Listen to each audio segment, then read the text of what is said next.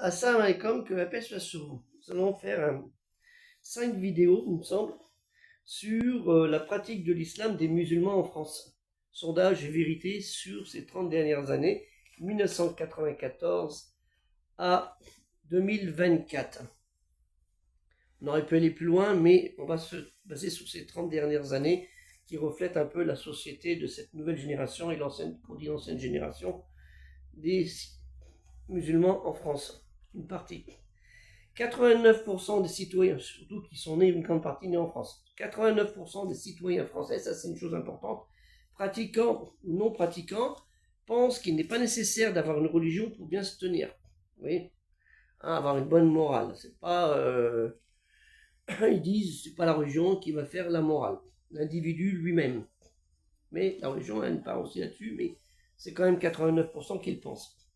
50% des citoyens de ce pays pensent que seule la laïcité, dans le sens tolérance philosophique, religieuse, idéologique, plurielle, permet aux gens de conviction religieuse de vivre ensemble en harmonie. 50%, vous voyez, c'est moitié-moitié. Néanmoins, 70% des citoyens de confession musulmane pensent que la laïcité est islamophobe. Et vous voyez, c'est quand même beaucoup. 16% de citoyens français pensent, toutes tendances confondues, religieuses et autres, pensent qu'il n'y a qu'une seule religion qui soit vraie. Et 70% pensent qu'il y a plusieurs religions. Oui, il y a plusieurs religions. On parle dans les religions du monothéisme.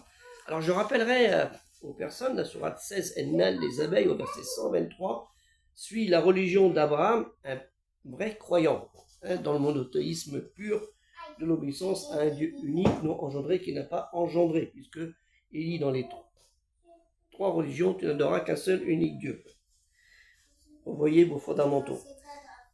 Et ce qui est intéressant aussi, c'est qu'on redit dans la sourate 3, Ali Imran, la famille d'Amram, ça veut dire de la famille de Moïse, Moussa, celui la paix de Dieu soit sur lui, Dieu dit, Abraham ne fut ni juif ni chrétien, il était un pur monothéiste. C'est vrai, Abraham ne pouvait pas être juif, parce que les juifs, c'est la tribu de Juda, la descendance de Jacob.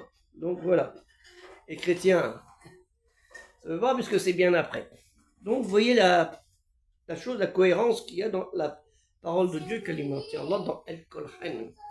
Que la paix soit sur ça et comme, et nous allons aller, Inch'Allah, si Dieu le veut, à la deuxième partie de ce sondage et donner beaucoup de commentaires.